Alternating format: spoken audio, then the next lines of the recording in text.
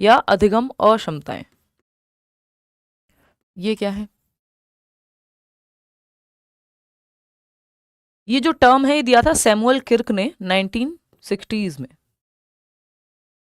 Samuel Kirk नाम के व्यक्ति थे। जनरली नाम नहीं पूछा जाता है but you never know. Samuel Kirk, Samuel Kirk, ठीक है। अरे मुंबई आ रहे हैं का मतलब होता है कुछ नहीं, एक इंडियन आइडल में बोलते हैं ना कि आपका सिलेक्शन हो गया है तो आप मुंबई आ रहे हैं, उस सेंस में कि आप गिफ्टेडनेस की कैटेगरी में आ जा रहे हैं अगर आप में ये 3 चीजें हैं तो, ठीक है ना। लर्निंग डिसेबिलिटीज को अधिगम अक्षमताएं कहते हैं। क्लियर है बात? बहुत बढ़िया होगा। तो अगर हम देखें यहाँ तो ये कुछ चीजें आपने सुनी होंगी, जैसे डिसलेक्सिया, एक सवाल यहां से आता ही है, डिसकैलकुलिया, ये इस तरह के आपने डिसेबिलिटी सुनी होंगी। ऑटिज्म आपने सुना होगा। इन सबको हम क्या कहते हैं? डेवलपमेंटल डिसऑर्डर्स कहते हैं। क्या कहते हैं? डेवलपमेंटल डिसऑर्डर्स, यानी डेवलपमेंट के समय ही विकासात्मक अक्षमताएं। डेवलपमेंटल डिसऑर्डर्स, डेवलपमेंटल डिसऑर्डर्स, विकासात्मक, विकासात्मक अक्षमताएं, विकासात्मक अक्षमताएं, ठीक। ये क्या है? विकास के समय आपको 10-12 साल की उम्र से पहले पहले बच्चे में ये सब लक्षण दिखने या समझ में आ जाएंगे, ठीक है ना। लक्षण समझ में आ जाएंगे, दिखने लग जाएंगे कि एक बच्चा है 10-12 साल की उम्र से पहले पहले आपको समझ आ जाएगा यार इसको पढ़ने में बहुत डिफिकल्टी होती है, पढ़ ही नहीं पाता है, हो सकता है डिसलेक्सिया हो। ऑटिज्म, बार बार चीजें रिपीट करता है, आई कांटेक्ट नहीं करता, ऑटिस्टिक हो सकता है। एडीएचडी हो सकता है। तो ये सब जो है आपकी ये डेवलपमेंटल डिसऑर्डर्स में आते हैं और इनको पूरी तरह से ठीक नहीं कर सकते, मैनेज किया जा सकता है। और इसका मतलब ये नहीं कि ये बच्चे सीख नहीं सकते, ये बच्चे सीख सकते हैं, सब कुछ बताया जा रहा है खुशबू हिंदी में, पढ़ना नहीं है तो बात अलग है ना। क्या कोई ऐसी एलियन भाषा में बात हो रही है कि समझ ना आ पा रही हो? नहीं ना। आ जाओ, समय की मांग है, थोड़ा सा हम इधर उधर बातें ना करें, काम पे ध्यान दें, ठीक है खुशबू। एडीएचडी, ऑटिज्म, डिसलेक्सिया, या जितनी भी ये लर्निंग डिफिकल्टीज हैं, डिसलेक्सिया और डिसकैलकुलिया हुआ, ADHD, autism spectrum disorder ASD बोलते हैं, उसमें बहुत सारे डिसऑर्डर आते हैं, ओसीडी आपने सुना होगा, बाइपोलर, ये वो बहुत सारे हैं। तो वो लेकिन आपके काम के कम ही हैं, जैसे कि ये आपकी लर्निंग डिफिकल्टीज एक एक पढ़ेंगे। एडीएचडी, ऑटिज्म, ये सब डेवलपमेंटल डिसऑर्डर्स हैं। डेवलपमेंट के समय जो जीवन के 10-12 साल हैं बच्चे के, उस समय ये उभर करके आ जाते हैं, टीनेज से पहले पहले बेसिकली, है ना। जो प्यूबर्टी हिट करने से पहले पहले या प्यूबर्टी हिट होते ही ये सब दिख जाते हैं, ये डेवलपमेंटल डिसऑर्डर। इनको आप पूरी तरह से क्लियर नहीं कर सकते या पूरी तरह से ठीक नहीं कर सकते, मैनेज कर सकते हो। बात सही है वर्षा? ठीक है। तो ये लर्निंग डिसेबिलिटीज भी इसमें है। इसमें क्या है कि जो ये डेवलपमेंटल डिसऑर्डर्स हैं, कई बार इनमें न्यूरो डेवलपमेंटल वायरिंग अलग होती है। बहुत ज़्यादा आपको इसको डिटेल में या टेक्निकल नहीं होना है। आपके न्यूरॉन्स ब्रेन में जिस तरह से वायर्ड होते हैं वो इनके डिफरेंटली होते हैं बस, तो वो एक न्यूरो डेवलपमेंटल डिसऑर्डर कई बार इसको कह दिया जाता है, ठीक है। तो वो उस चीज़ का ध्यान रखना है। जब हम बात कर रहे हैं किसकी, ऑटिज्म की बात करते हैं, चलो ठीक है, ऑटिज्म की बात करते हैं, ऑटिज्म की बात कर रहे हैं, देखते हैं।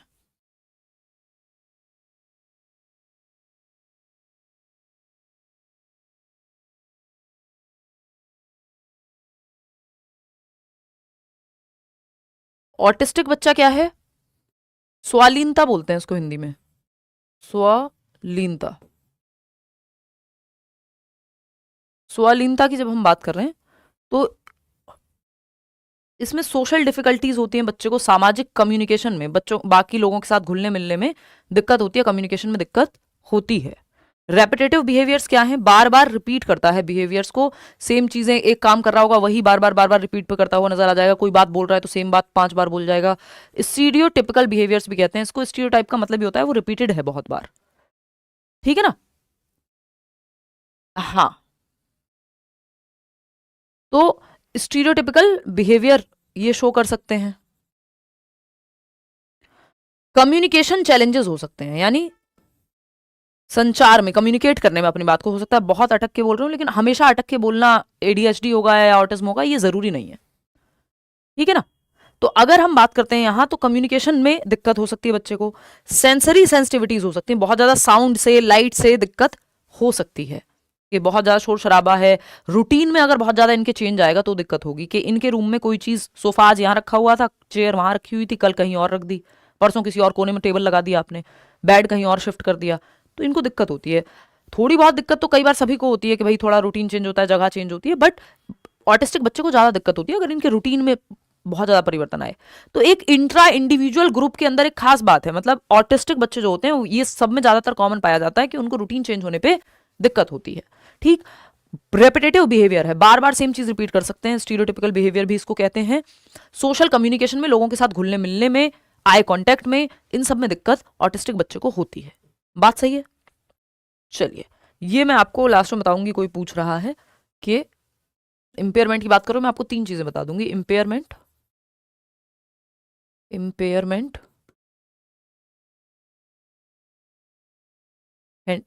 डिसेबिलिटी,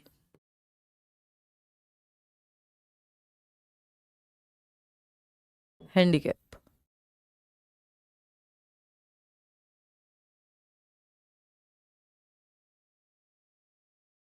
इंपेयरमेंट की जब हम बात कर रहे हैं तो ये क्या है, डिसेबिलिटी क्या है, हैंडीकैप क्या है, इन तीनों में क्या अंतर है, आएंगे इस पे वापस, अभी पहले आप ऑटिज्म पे ही रहिए। बात सही है। तो ऑटिस्टिक बच्चे को आप, और इंटेलिजेंट होते हैं, ऐसा नहीं है कि इनमें से कोई भी बच्चा इंटेलिजेंट नहीं है। हाँ बिल्कुल हो सकते हैं साइमा कि पढ़ाई में अच्छे नहीं है, स्पोर्ट्स में बहुत गिफ्टेड है, गिफ्टेड क्या लाएंगे, क्या दिक्कत है। सचिन तेंदुलकर ने कौन सा हार्वर्ड से पढ़ाई की है, 10वीं के बाद नहीं की ना पढ़ाई, तो क्या उनको गिफ्टेड नहीं कहोगे आप, ठीक है ना। तो अगर आप बात करते हैं, फिर आते हैं हम एडीएचडी पे, ये दूसरा एक डिसऑर्डर है, या डेवलपमेंटल डिसऑर्डर कहते हैं इसको हम, ठीक है। अगर हम बात कर रहे हैं एडीएचडी की, तो एडीएचडी क्या कहता है, attention deficit hyper activity disorder, ADHD, ठीक। इससे भी सवाल पूछ लिया जाता है। तो ADHD, ADHD, attention deficit, attention deficit hyper activity, hyper activity disorder, ठीक है। यानी अटेंशन में कमी, अवधान न्यूनता बोलते हैं इसको, अवधान न्यूनता, अति सक्रियता, अति सक्रियता, अति सक्रिय डिसऑर्डर, या अक्षमता आप इसको कह सकते हैं। बहुत सारे लोगों को होता है कई बार अक्षमता, ठीक है। तो अगर हम बात करते हैं यहाँ, तो इसमें होता क्या है, कई बार तो बहुत बच्चों को होता है, पकड़ में ही नहीं आ पाता है ना। तो अटेंशन, क्योंकि टीचर्स उतने इक्विप्ड नहीं होते, अब हम क्यों पढ़ रहे हैं ये सब, हम इसलिए पढ़ रहे हैं क्योंकि आपको ये पता हो, तो कल को जब आप बच्चों के साथ डील करेंगे तो इन लक्षणों को देख के आप माँ बाप के साथ मिल करके, या तो स्पेशल जो गाइडेंस एंड काउंसलर है आपके स्कूल में, स्पेशल एजुकेटर है, या पेरेंट्स के साथ इंटरवीन करके, डिस्कस करके बच्चे को समय पे पहचान लें, और नहीं अगर पहचानेंगे तो हो सकता है मल्टीपल डिसेबिलिटीज हो जाए कल को, या दिक्कत ज्यादा बढ़ जाए, आप उसको समझ नहीं पाएंगे। एक बच्चे को एडीएचडी था, या एक बच्चा था जिसको पढ़ने में दिक्कत होती थी, आप उसे डांटते रहते थे, तो आपको तरीका समझ में आ जाए कि साथ डील कैसे करना है, एक काउंसलर की हेल्प लेके पेरेंट्स को भी इन्वॉल्व किया जाए, ताकि आपको समझ में आ जाए डील कैसे करना है। तो attention deficit hyper activity disorder, यानी अवधान न्यूनता, अति सक्रिय अक्षमता, यानी अटेंशन में हो जा रही है कमी, अटेंशन में कमी हो जा रही है, ज्यादा देर ध्यान टिका के नहीं बैठ पाता व्यक्ति, ठीक है ना, ज्यादा देर ध्यान टिका करके नहीं बैठ पाता व्यक्ति, बहुत देर उसका ध्यान एक जगह पे नहीं लग पाता, और इससे क्या होता है, इससे वो उछलता कूदता रहेगा बच्चा जो है। देखिए 3 से 6 वर्ष में जनरली बच्चे हाइपर एक्टिव होते हैं, कुछ ना कुछ उनको करने को चाहिए, बहुत एनर्जी है, लेकिन अगर 6 वर्ष के बाद भी या थोड़ी और उम्र के बाद भी ये चीज बनी हुई है कि बच्चा ज्यादा देर टिक के बैठ ही नहीं पा रहा, कोई नहीं विजय जी, टिक के बैठ ही नहीं पा रहा, आप 5 मिनट भी बच्चा नहीं बैठ पा रहा है या बहुत कम देर वो उछलता कूदता रहता है, क्लास में डिस्टर्बेंस कई बार आपको करता हुआ मिल जाएगा, तो उसको डांटना फटकारना नहीं, समझना है कि प्रॉब्लम है क्या। तो अटेंशन में डेफिसिट है, ज्यादा देर ध्यान उसका नहीं टिक पाता, हाइपर एक्टिव है, बहुत ज्यादा एक्टिव है, उछलता कूदता रहता है, कुछ करने को चाहिए, है ना। उसको फिजिकल एक्टिविटी आप करा सकते हो ऐसे बच्चे को, पार्ट्स में प्रॉब्लम्स को तोड़ के दे सकते हो, ठीक है ना। डिसऑर्डर तो यह है ही, आपको पता है, अक्षमता है।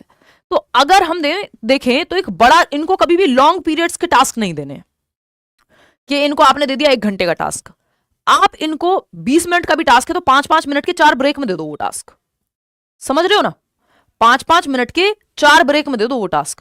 तो पार्ट्स में तोड़ के टास्क देना है, लंबा टास्क नहीं देना, क्योंकि इनकी अटेंशन में पहले ही कमी है, ध्यान ज्यादा देर तक इनका नहीं टिक पाता, ये एक जगह टिक के ज्यादा देर नहीं बैठ पाते।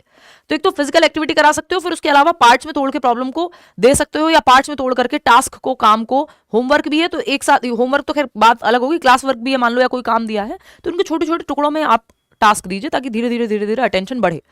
बहुत सारे लोगों को आजकल जो है अटेंशन डेफिसिट में दिक्कत आती है, क्योंकि हम रील्स पे इतना रहने लगे हैं, 30-30 सेकंड का हमारा अटेंशन स्पैन हो गया है, तो 1 घंटे का लेक्चर, 2 घंटे का लेक्चर तो हमें ऐसा लगता है पता नहीं कितना बड़ा काम है, समझ रहे हो। तो अगर हम देखें यहां, तो आपको वो एक अलग चीज है, ये डेवलपमेंटल डिसऑर्डर है।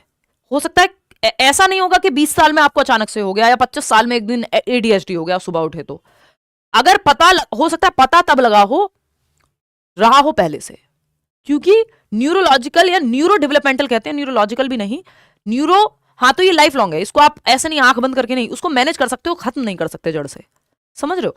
तो और ऐसा नहीं कि ये बच्चे सीख नहीं सकते, सीख सकते हैं, सिखाना आना चाहिए, मतलब आपको अपने मेथड्स में परिवर्तन करने हैं, जो मैं आपको बता रही हूँ, जैसे टास्क आप डिवाइड करके देंगे, है ना, बच्चों को फिजिकल एक्टिविटी करा सकते हैं, ये सारी बातें हैं। अगर आप देखेंगे यहाँ, तो ऑटिज्म की बात कर ली हमने, एडीएचडी की बात कर ली, ठीक। इनको कभी भी बच्चों को एक शब्द आता है रेप्रीमेंड, वो नहीं करना, आपको रेप्रीमेंड नहीं करना, बच्चों को डांटना फटकारना नहीं है, फटकार नहीं लगानी है बच्चे को, डांटना नहीं है बच्चे को, ठीक है, डांटना नहीं है, फटकार नहीं लगानी है, ठीक। अगर आप देखेंगे डिसलेक्सिया, अब हम लर्निंग डिफिकल्टीज पढ़ रहे हैं एक एक करके, ये भी सब डेवलपमेंटल डिसऑर्डर में ही आती हैं। एक चीज होती है, अब वो किस, इसके रीजंस 50 हो सकते हैं, हमें नहीं पता, आसिया कोई भी एग्जैक्टली नहीं बता सकता कि ऑटिज्म सिर्फ क्रोमोसोमल डिसेबिलिटी से हो रहा है कि सिर्फ हेरिडिटी से हो रहा है, वो मल्टीपल रीजंस जो है इसमें हो सकते हैं, और न्यूरो डेवलपमेंटल वो तो वायरिंग का तो रोल है ही, ठीक है ना। तो एग्जैक्ट रीजन जो है निकालना, आईक्यू उनका अबव एवरेज भी हो सकता है, एवरेज भी हो सकता है, ऐसा नहीं कि बच्चे इंटेलिजेंट नहीं हो सकते, इंटेलिजेंट हो सकते हैं। मोहित बार बार बहुत बेचैनी से लगे पड़े हैं, कह रहे हैं फिलिप्स हैं न्यूजीलैंड के फील्डर, उनको एडीएचडी है, बट वो बहुत अच्छा कैच पकड़ते हैं। हाँ, हमारे देश में भी ऐसे कई सारे लोग मिल जाएंगे आपको, सेलिब्रिटीज से लेके अलग अलग फील्ड में, जिनको एडीएचडी होता है, तो उसको मैनेज करके अच्छा किया जा सकता है। इसका ये मतलब बिल्कुल नहीं कि बच्चा सीख नहीं सकता है, उसको ये कह दो अरे इससे तो नहीं हो पाएगा, वो सब नहीं है, आपको तरीका आना चाहिए। तो डिसलेक्सिक ऑटिस्टिक बच्चे बहुत बार बहुत इंटेलिजेंट होते हैं। डिसलेक्सिया की जब हम बात कर रहे हैं, तो डिसलेक्सिया क्या है, डिसलेक्सिया रीडिंग डिसऑर्डर है, इनको रिवर्स में दिखते हैं लेटर्स, डिफिकल्टी होती है रीडिंग में और डिकोडिंग में, यानी पढ़ के डिकोड करने में। भाई पढ़ के आपने ये रिवर्स्ड पढ़ा, रीड किया और डिकोड किया, दिमाग ने बताया कि भाई डिकोड करके रिवर्स मतलब उल्टा, ये डिकोड किया है, इनको ये करने में दिक्कत होगी, है ना उजाला। डिसलेक्सिक बच्चे को, ये तारे जमीन पर आपने मूवी देखी होगी, उसमें जो आमिर खान है, वो एक ऐसे अच्छे टीचर हैं जो पकड़ पाते हैं कि बच्चे को दिक्कत है, नहीं तो बाकी सब लोग, ईशान अवस्थी नाम का एक कैरेक्टर है, बच्चा है, उसको डिसलेक्सिया होता है, वो पढ़ने के अराउंड एंजाइटी होती है, पढ़ाई से बचने लगता है, डर लगता है उसको, घर में सब डांट रहे होते हैं, पापा कह रहे होते हैं इसको तो हॉस्टल भेजेंगे, इसका तो पढ़ने में मन नहीं लगता, ये वो। तो ये जो हमारी बातें हैं, इसका मतलब हमारा माहौल उतना इक्विप्ड नहीं है। अभी मूवी आई सितारे जमीन पर, उसमें बहुत सारे आपको अलग अलग डिसेबिलिटी वाले बच्चे मिल जाएंगे, कि एक बच्चा जिसको ऑटिज्म है, दूसरा बच्चा एडीएचडी है, तीसरा बच्चा कोई डाउन सिंड्रोम है, 50 तरह की चीजें हैं। तो डिसलेक्सिया की जब हम बात कर रहे हैं, तो डिसलेक्सिया में पढ़ने में डिफिकल्टी होती है, उसके दिमाग में ऐसे लेटर्स उड़ते हुए आते हैं, वो डिकोड नहीं कर पाता, रिवर्स में आते हैं, जैसे बी को डी दिख रहा होगा उसको, है ना, 6 को 9 दिख रहा होगा, ठीक है ना।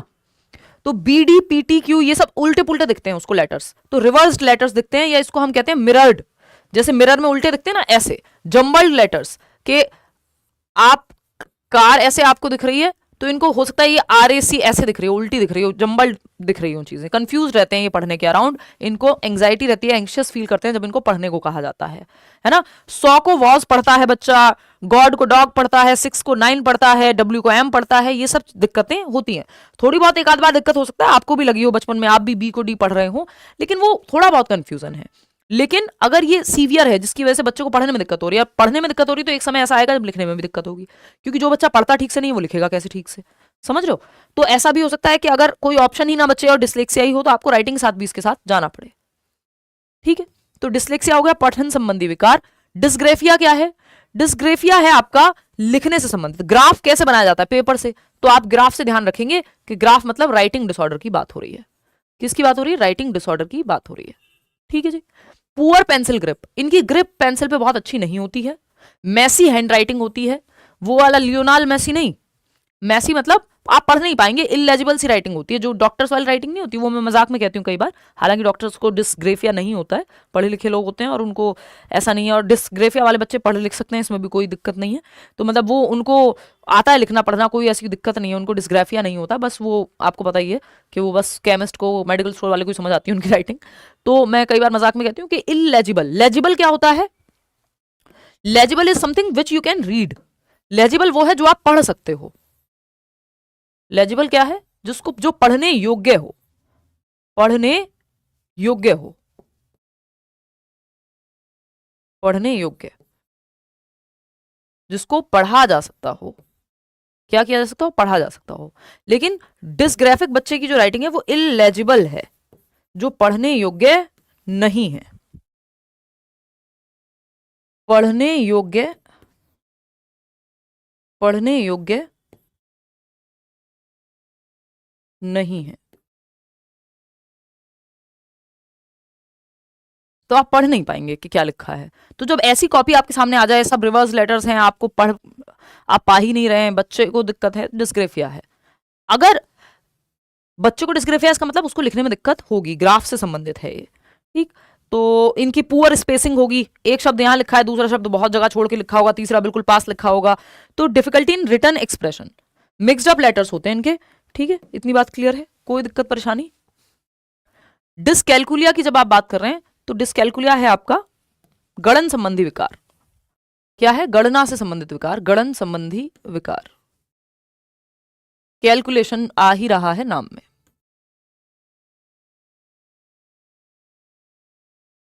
बेसिक मैथ्स कंफ्यूजन होती है इनको, भाई 9 में से 3 जाएगा तो कितना बचेगा, इनको नंबर लाइन पे आप दर्शाओ, है ना।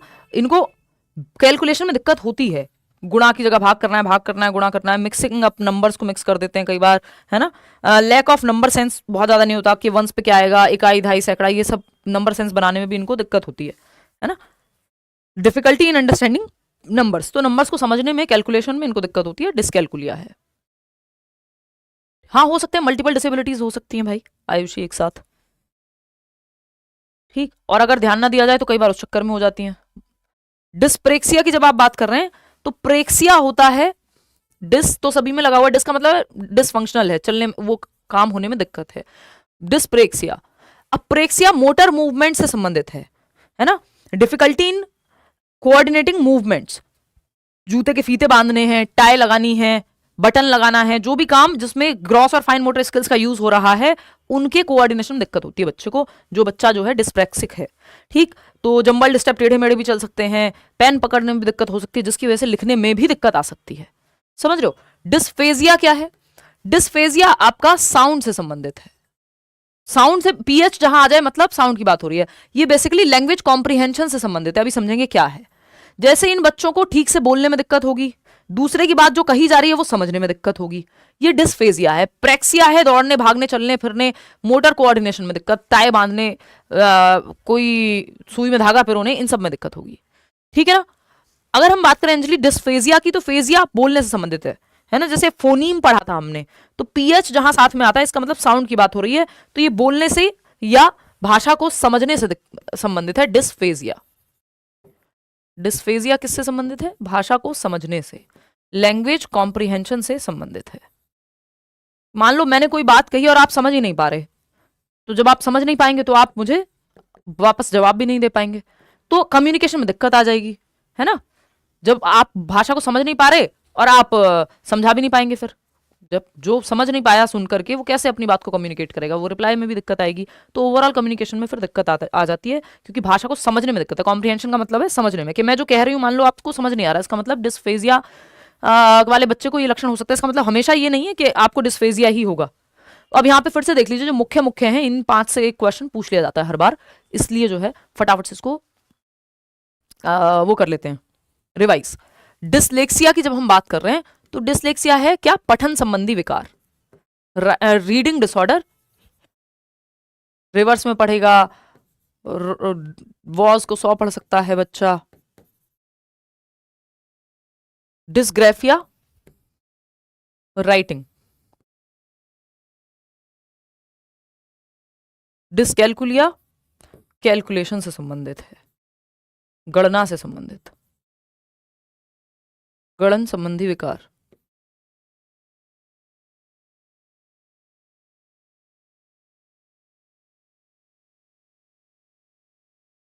डिस्फेजिया, लैंग्वेज कॉम्प्रिहेंशन,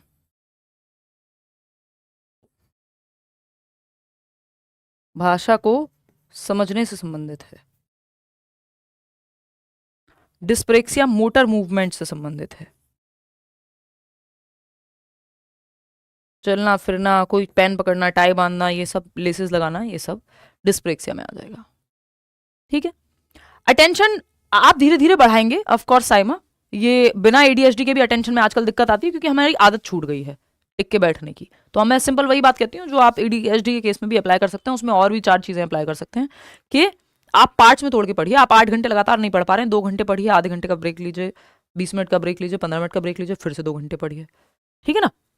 या 25 मिनट का टाइमर लगा लीजिए, फिर 5 मिनट का ब्रेक लीजिए, फिर 25 मिनट पढ़िए। तो वो टास्क आपको तोड़ के पढ़ना होता है। अगर वैसा अटेंशन कमी है, वो धीरे धीरे अटेंशन बढ़ती है और ज़्यादा रील वील में नहीं लगना होता है, क्योंकि उससे अटेंशन का क्षयन होता है। मेंटल इंटेलेक्चुअल कॉग्निटिव कैरेक्टरिस्टिक्स, मानसिक या बौद्धात्मक या संज्ञानात्मक विशेषताओं की बात कर लेते हैं। कई बार अभी हमने ये सारी लर्निंग डिसेबिलिटीज पढ़ी हैं जो हमारे काम की हैं, जिसमें से एक क्वेश्चन आएगा ही। देखो, वो अप्रेक्सिया कह दें, ए लगा देंगे तब भी बात वही है, डी लगा दें, डिस लगा दें तब भी बात वही है, आपको जवाब सेम ही देना है। ऑडियो प्रोसेसिंग डिसऑर्डर अलग होता है, उसमें आप जनरली सिर्फ ऑडियो की दिक्कत है कि आप ऑडियो प्रोसेस करने में आपको दिक्कत होती है, वो लगभग कॉम्प्रिहेंशन में वहां भी दिक्कत है, कॉम्प्रिहेंशन में वहां भी दिक्कत है, वो जनरली आपको डिफरेंस कभी नहीं पूछेगा, ठीक है ना। प्रोसेसिंग में वहां भी दिक्कत है बच्चों को, भाषा को, ठीक, लेकिन वो समझ के दिक्कत है। यहाँ पे इन जनरल लैंग्वेज के कॉम्प्रिहेंशन में दिक्कत हो सकती है, चाहे वो पढ़ के हो चाहे जैसे भी हो। हाँ, उल्टे पुल्टे बटन लगाना, बिल्कुल। तो अगर हम देख रहे हैं मेंटल और इंटेलेक्चुअल कॉग्निटिव कैरेक्टरिस्टिक्स कई बार होते हैं शॉर्ट, इन बच्चों में आपको देखने को मिल जाएंगे, लर्निंग डिसेबल्ड बच्चों में या ये डेवलपमेंटल डिसऑर्डर वाले बच्चों में, कि शॉर्ट अटेंशन स्पैन हो सकता है, यानी ज्यादा देर ध्यान टिका करके ना लगा पाए, पुअर जजमेंट, ठीक से निर्णय लेने में दिक्कत हो जाए, रीजनिंग या अंडरस्टैंडिंग में दिक्कत हो जाए, स्लो लर्निंग हो, धीमे सीखें, पुअर लिसनिंग या थिंकिंग स्किल्स हो, है ना, ज्यादा ध्यान से ना सुन पाए, ये सब समस्याएं इन बच्चों को फेस करनी पड़ सकती है। ठीक है, खैर आते हैं वापस से अपना और समझते हैं जो हम समझ रहे थे अपना आरपीडब्ल्यूडी एक्ट। और उससे पहले मैं आपको 3 चीजें बताने वाली थी, जो है आपका कि डिसेबिलिटी, इंपेयरमेंट और आपका इसमें डिफरेंस, क्या कहते हैं उसको, हैंडीकैप। अच्छा, आप में से हमने बात की थी ना कि वो क्वेश्चन बता दो, वो वाला क्वेश्चन करा दो। इसके क्वेश्चन के लिए आपको प्रीवियस ईयर के मॉक टेस्ट के वो सारी शीट्स दी हुई हैं, आप उससे करेंगे क्वेश्चन, क्योंकि समय की जो है तंगी है, समय की क्या है, तंगी है। और मैं लास्ट में एक सेट कराऊंगी, पूरी कोशिश है मेरी कि एक सेट जरूर कम से कम करा दूं आपको, मतलब वो सेट दे दें पहले आपको, फिर आप सॉल्व कर लें, फिर मैं आपके साथ वो डिस्कस कर लूं, ठीक है ना। नहीं, अच्छी नहीं है कैलकुलेशन, वो आपके अपने कर्मों से नहीं है, वो एक अलग बात है समझ रहे हो, कर्मों से एज इन, मैं आपको, क्योंकि आप तो बड़े भी हैं तो मैं आपको मजाक में ही कह सकती हूँ, आप बच्चों को नहीं कहेंगे ये बातें, है ना, कि बच्चे पे नहीं डालना है। अब मैं तो मैथ्स नहीं पढ़ाती हूँ तो इसलिए कह सकती हूँ। तो वो वैसा है कि आप ने प्रैक्टिस नहीं की, आपको सही माहौल नहीं मिला, डर बैठ गया किसी भी फैक्टर से मैथ्स को लेके, उस वजह से कैलकुलेशन अच्छी नहीं है, वो एक अलग कहानी है। न्यूरो डेवलपमेंटल वायरिंग की वजह से नहीं है, वो एक अलग चीज है। तो बहुत सारी चीजें आप ये मत कि मेरी राइटिंग खराब है तो मुझे डिस्प्रेक्सिया या डिस्ग्राफिया हो गया, ये आपका प्रॉपर साइकोलॉजिस्ट जाके डिसाइड करेगा, आप नहीं। समझ रहे हो? उसके पास जाके आपको डायग्नोस कराना पड़ेगा, सेल्फ डायग्नोसिस नहीं करना है आपको। इसलिए पढ़ाया जा रहा है कि ये लक्षण देख के आप पहचान के वहां तक पहुंच पाए कि बच्चों को हेल्प दिला सकें। ऐसा ना हो आप डांटते रह जाएं बच्चों को और आपने कुछ पता ही नहीं है आपको लक्षणों के बारे में। समझ रहे हो? तो ये एक बात है। इम्पेयरमेंट की बात कर लेते हैं। इम्पेयरमेंट क्या है? देखिए इसको ऐसे ही पढ़िएगा प्लीज, इंग्लिश में ही पढ़िएगा। नहीं, सिर्फ पिछले 4 साल के पेपर कर लो, जिसके पास कम समय हो सिर्फ 2 साल के कर लो, मोर देन इनफ हो जाएगा। 2 साल के नहीं करो, 3-4 साल के कर लो, क्योंकि अभी हुआ क्या है ना कि 2 साल के मैं तब कहती हूँ जब पेपर ऑनलाइन होता है, क्योंकि उसमें सेट्स बहुत सारे होते हैं। ऑफलाइन हो गया पेपर कई बार से, तो 3-4 साल के तो कर ही लो, मतलब 4 से 5 पेपर अच्छे से कर लोगे ना, जिसने प्रॉपर एनालिसिस कर लिया, मोर देन इनफ हो जाएगा इस समय पे, क्योंकि समय की तंगी है। ज्यादा तो कितने भी कर लो, कोई अंत थोड़ी है। प्रेक्सिया में किसी चीज को पेन होल्ड करने में, ग्लास पकड़ने में, जूते के फीते बांधने में, जहां भी मोटर स्किल्स का कोऑर्डिनेशन लगता है, फिजिकल एक्टिविटी का कोई काम है, उसमें दिक्कत आ सकती है। नहीं, बिल्कुल करके जाना है धृति, कुछ नहीं तो मैंने नोट्स दिए हुए हैं हिंदी पेडागोजी के, वो ही पढ़ लो, छोड़ना कुछ नहीं है पेपर में। समझ रहे हो? देखिए अगर हम देखें यहां पे इंपेयरमेंट की जब हम बात कर रहे हैं, तो इंपेयरमेंट है कि आप जा रहे थे रोड पे, या बचपन से आपका एक हाथ ठीक से नहीं है, एक हाथ विकसित नहीं हुआ पूरी तरह से, या आप किसी का, ईश्वर ना करे, आप किसी का, कोई भी व्यक्ति है मान लो जाता है, रोज कितने एक्सीडेंट होते हैं, ट्रॉमा सेंटर में आप चले जाइए, एक लिम्ब चला गया, यानी दोनों हाथ चले गए या एक हाथ चला गया। अब ये जो फिजिकली व्यक्ति की बॉडी से कोई चीज चली गई, ये है इंपेयरमेंट। डिसेबिलिटी क्या है? डिसेबिलिटी है आपकी इसकी वजह से जो काम वो नहीं कर पाएगा। अब वो राइट हैंड से नहीं लिख सकता, क्यों? क्योंकि राइट हैंड ही नहीं है। तो this is disability in the absence of a particular physical body part और एनीथिंग, जो भी फिजिकल इंपेयरमेंट हुआ है उसकी वजह से जो काम नहीं हो पा रहा है, उसकी वजह से व्यक्ति हो गया, डिसेबिलिटी हो गई उसको। व्यक्ति डिसेबल्ड नहीं हुआ, ध्यान रखेगा। अब जो हम भाषा का इस्तेमाल कर रहे हैं, इस बार भी पेपर में पूछा हुआ है कि हम पीपल डिसेबिलिटी फ्री और पीपल सेंटर्ड लैंग्वेज यूज करते हैं। हम क्या करेंगे? लर्नर विद डिसेबिलिटी या learners with disability, learners with disability. Disabled learner use नहीं कर रहे हैं।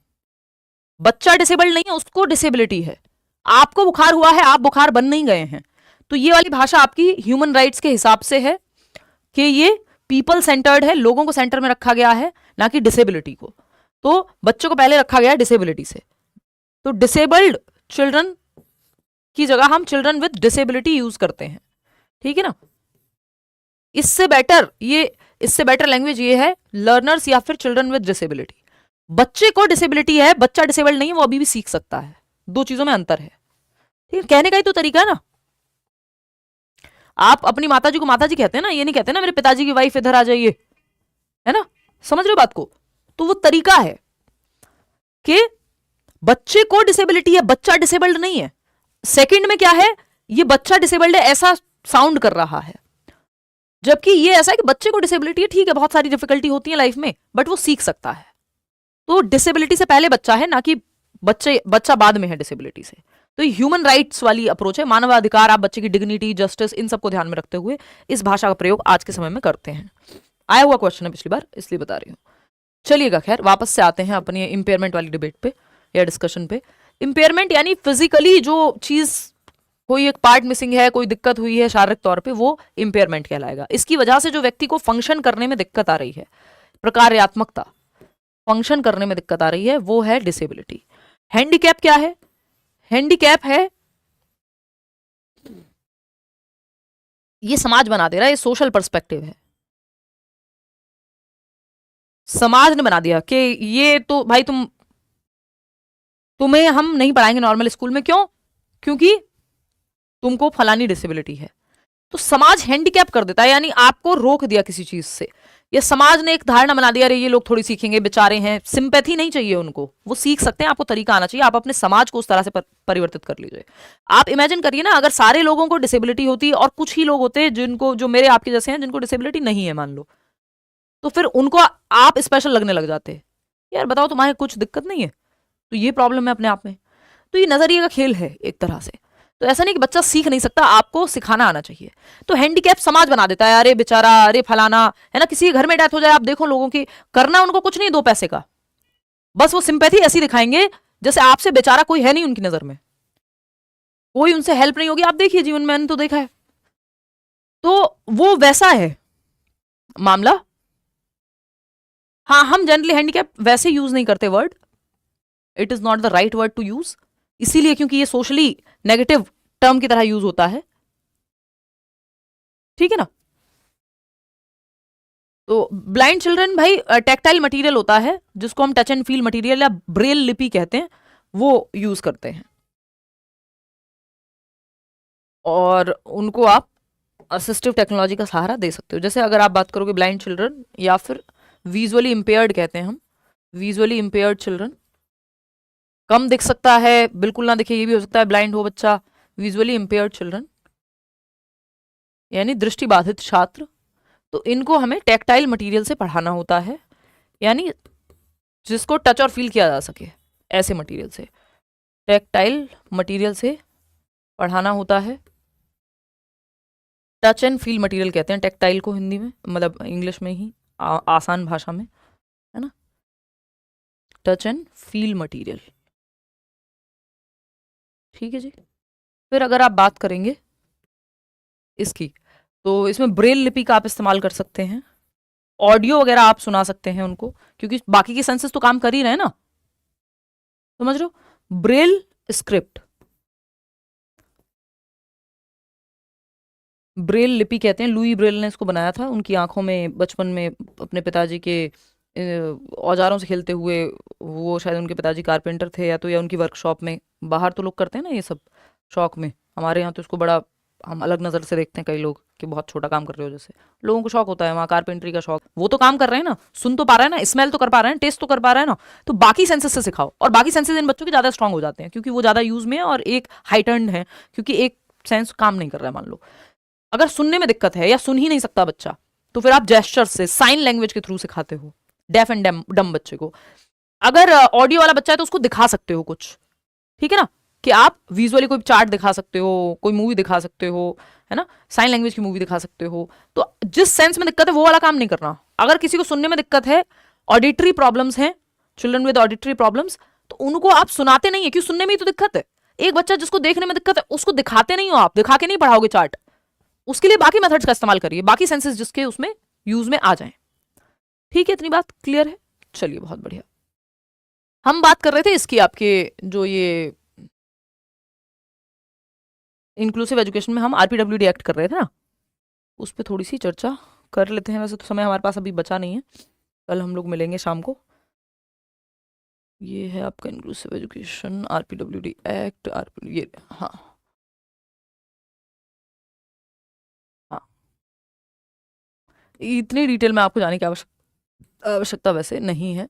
मैं आपको लिस्ट बता देती हूँ कि आरपीडब्ल्यूडी एक्ट कहता क्या है। ये आरपीडब्ल्यूडी एक्ट आया था 2016 में, इंक्लूसिव एजुकेशन का ही पार्ट है, right of persons with disability कहते हैं। इससे पहले एक पीडब्ल्यूडी एक्ट था, पर्सन्स विद डिसेबिलिटी, दिव्यांगजन अधिकार अधिनियम। अब है राइट ऑफ पर्सन्स, तो आर लगा दिया आगे, ठीक। तो ये जो एक्ट था 1995,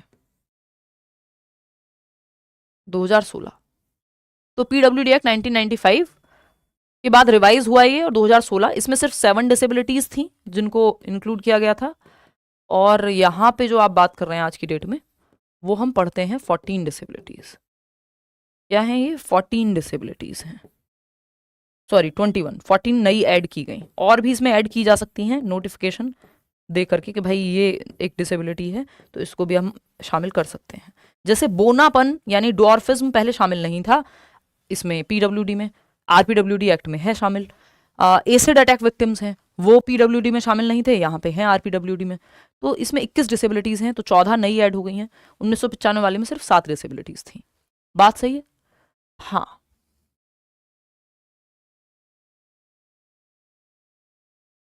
ये बहुत होता है नेहा इन बच्चों के साथ। कह रही हैं कि मेरे स्कूल में एक व्हील चेयर गर्ल थी, उसको मिसट्रीट या मिस यूज़ हमारे स्कूल टीचर ने किया था। बहुत ही घटिया से घटिया इंसान मिल जाएंगे इस केस में, तो मैं आपको कहूंगी। और टीचिंग में आपसे बड़ा दानव नहीं है, इससे बुरा कुछ हो नहीं सकता कि आप टीचर होकर के।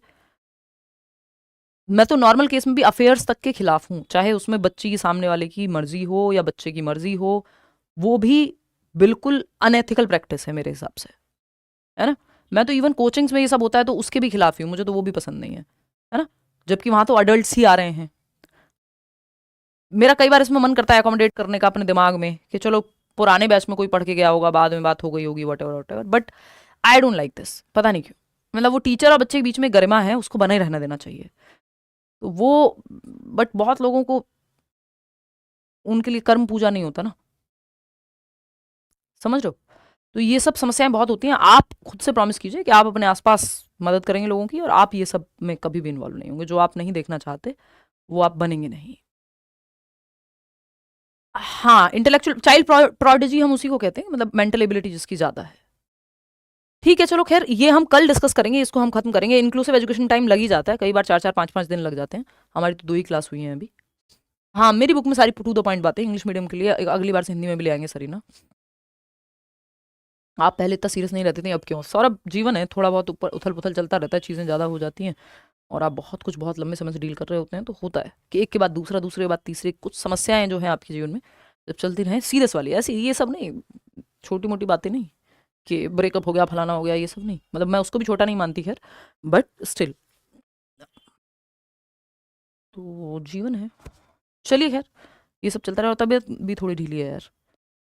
एनीवे, कल मिलेंगे। सिलेबस हो जाना चाहिए यार इस हफ्ते कंप्लीट, मतलब किसी भी हालत में 31 तक तो कराना ही है, चाहे फिर सैटरडे को लगानी पड़े क्लास आपकी, तो 31 तक तो मुझे, तो मैंने सोचा ही हुआ है कि कराना है। गार्डन के क्वेश्चन मैं वो आपको करा दूंगी, उसमें वो होगा कि सिंगल डोमेन में ही वो करते हैं, वो उसका क्रिटिसिज्म नहीं है, बाकी सारे हैं, वो मैंने देख लिया था एक बार उसको। ठीक, अब ये RPWD एक्ट हम कर लेंगे। इसमें बस हमें मोटा मोटा देखना है कि इतनी डिसेबिलिटीज होती हैं, इसका नाम ये है, ये इसमें आती है कि नहीं आती है। फिर हमें उसके बाद जो है अपना उस पर चले जाना है। लर्निंग का एक चैप्टर है, छोटे छोटे से चैप्टर बच जाएंगे बस, फिर सिंपल, क्लियर। चलिए, कोई और बात हो तो आप बताइए, कुछ और आपको पूछना हो तो आप बिल्कुल बेझिझक हो करके पूछ सकते हैं, नहीं तो आज की क्लास हम यहीं खत्म करते हैं। और अल्ताफ कह रहे हैं आज आपने मंतशा के कमेंट नहीं पढ़े। पता नहीं, ये देखो आपके ऊपर आ गया मंतशा का कमेंट। AVB, आप बहुत अच्छा पढ़ाते हो, थैंक यू, धन्यवाद जी। लाइफ इज टफ, हाँ शक्ति, लेकिन उसमें आपको मजे करना फिर आना ही चाहिए, उसका क्या कर सकते हैं। तबीयत ही खराब हो जाए तो बात लगे। मॉक टेस्ट डाले हुए हैं आप, देखो सही। चलिए, आज के लिए इतना ही रखते हैं। टेक केयर, टड़ा, बाय बाय, धन्यवाद आपका। कुछ और पूछना हो तो बताओ, कोई क्लास से संबंधित समस्या हो, कुछ रिवाइज करो अच्छे से जितना पढ़ लिया है। हाँ, मैं 31 से इसलिए बोल के चल रही हूँ कि वीकेंड पे अगर मुझे छुट्टी में भी पढ़ाना हुआ तो मैं पढ़ा दूंगी। वैसे इतना सिलेबस नहीं है कि ना हो पाए, लेकिन फिर भी मैं उसको लेके चल रही हूँ। कोई दिक्कत वाली बात आपको आने नहीं दी जाएगी, उसकी चिंता आप मत करो। अगर आपने अपनी तरफ से बेस्ट दिया है तो यहाँ से बेस्ट दिया जा रहा है, आप पूरे पूरे भी ला सकते हो CDP में, कोई बड़ी बात नहीं है ना। मैराथन का बवाल है सब, हवाबाजी है ना। मैराथन पुराने पड़े हुए हैं। देखो, मैराथन में एक्चुअल में किसको कहती हूँ? मैं कहती हूँ मैराथन आपने सारा सिलेबस एक बार में करा दिया, जो मैं हमेशा से कराती आई हूँ। इस साल मैंने मैराथन के नाम पे क्वेश्चंस कराए हैं पहली बार। वो क्वेश्चंस आप वैसे भी रोज भी कर रहे हैं। मैराथन का मतलब ये नहीं है कि आप 15 घंटे लगा करके सिर्फ क्वेश्चन करते रह जाएंगे, एक टाइम के बाद आपका अटेंशन गायब हो चुका होगा, वो कोई पॉइंट नहीं है। फिर 3 घंटे ज्यादा तो आप कितना ही बैठ पाओगे, समझ रहे हो। तो रिवीजन के तौर पे आपको शॉर्ट नोट्स दिए हुए हैं, या पुराने प्रीवियस मैराथन देख सकते हो, वो उस चीज के काम के हैं। क्योंकि अभी होते होते होते होते सिलेबस काफी बढ़ गया है सीटेट में, तो वो 2 घंटे 3 घंटे में होना उसका पॉसिबिलिटी नहीं है। रिवाइज करा सकता है आपको कोई, है ना, वो रिवीजन में भी टाइम लगता है। उससे बेटर है फिर आप नोट से रिवाइज कर लो, और जो सेशंस कराए हैं आप इतना इतना भी कर लोगे यार, उतना कोई टेंशन वाली बात नहीं है। चलिए, फिर आज के लिए इतना ही रखते हैं, धन्यवाद आपका। हाँ, उन 50 क्वेश्चंस को कर लीजिए जो मैंने इवन यहाँ भी डलवा दिए होंगे, अगर नहीं डले होंगे एक बार चेक कर लेना। वो 50 के 50 सवाल विद आंसर की आपको डलवा दिए हैं, आप उनको जरूर कर लेना। पेपर टाइम बता देंगे, हम डिस्कस कर लेंगे। चलिए, अभी तो मिलते हैं, कल मिलते हैं शाम को सेम टाइम पे। Bye bye. हाँ, स्किनर थॉर्नडाइक अलग से करने की आपको कोई जरूरत नहीं है सीटेट में, है ना। CDP में तो बिल्कुल भी नहीं, वो थियरीज नहीं पढ़नी है। लर्निंग का चैप्टर पढ़ना है, वो मैं बता दूंगी कैसे पढ़ना है। स्टर्नबर्ग की ट्रायर्किक थियरी भी बहुत पुराने जमाने में आती थी, अब नहीं पूछी जाती है, समझ रहे हो। तो हमें यूजलेस चीजें नहीं करनी है जो नहीं पूछी जाती हैं, क्योंकि आपका समय कम है, काम की चीजें ज्यादा पढ़नी है, जो सिलेबस में भी नहीं है उसको पढ़ के कोई फायदा नहीं है। आप वर्स्ट केस सिनेरियो में एक क्वेश्चन किसी ऐसे टॉपिक का आ ही गया जो मान लो सिलेबस में भी नहीं है, तो उसके लिए कोई तैयार नहीं था, वो आप अपनी समझ से कर देंगे। वैसे ऐसा होता नहीं है, सीटेट में 99.9% क्वेश्चन सिलेबस से ही आते हैं। चलिए, क्योंकि उसके लिए आप 5 घंटे नहीं खराब कर सकते ना पेपर के समय पे, कि ऐसे टॉपिक्स जो आने की संभावना हो सकती है, कहीं दुनिया में किसी टॉपिक से जुड़ के आ सकते हैं से अगर आप पढ़ेंगे तो जो सिलेबस है वो छूट जाएगा, और सिलेबस से हर एक टॉपिक से क्वेश्चन आता है सीटेट में। ठीक है, हाँ 24 वाला मैराथन इनफ है, जो 24 तारीख को हुआ था, 20 को हुआ था भाई, 20 तारीख को हुआ था, है ना। 50 क्वेश्चन आपको कराए थे, बाकी सेशंस लूंगी मैं यूट्यूब पे, ऐसा नहीं है। पुराने मैराथन देख सकते हो, बिल्कुल काम किया आज भी, उसमें पूरा आपको रिवीजन कराया हुआ है, 6 घंटे में देखना है, 4 घंटे में देखना है। वैसे तो आप तो बैच में, आपको कुछ और सोचने की जरूरत ही नहीं होनी चाहिए कि आपको यूट्यूब पे क्या चल रहा है तेल लेने जाए। आपको सिंपल बैच में जितना दिया गया है उतना आप अच्छे से पढ़ लोगे, ये सारे सेशंस रिवाइज कर लोगे, नोट्स जो मिले हैं वो पढ़ लोगे, आपको कुछ और सोचने की जरूरत नहीं, भटकने की जरूरत ही नहीं है बिल्कुल भी। फिर बैच लेने का पॉइंट क्या हुआ अगर आपको यूट्यूब पे भटकना पड़े तो? भाई किसी का बहुत मन है एक्स्ट्रा क्वेश्चंस करने का, वो सब एक अलग बात है, बट नीड नहीं है उस चीज की। इससे बेटर ये आप यहाँ पढ़ें और खुद से क्वेश्चंस लगाएं, फिर समझ रहे हो। वो लर्निंग एंड पेडागोजी आपका 10 नंबर की यूनिट है, वो मैं करा दूंगी 2 सेशन, बहुत छोटे छोटे से टॉपिक्स हैं। मंतशा कुछ अलग है, रिंकू कह रहे हैं नहीं नहीं भाई, वो बाय डिफॉल्ट है कि वो रोज ही कमेंट करती हैं, तो और ज़्यादा करती होंगी तो दिख जाता होगा। ऐसा नहीं है कि मैंने को मिली तो हूँ नहीं किसी से भी, आप लोगों का प्रेम है। चलिए कल मिलते हैं फिर।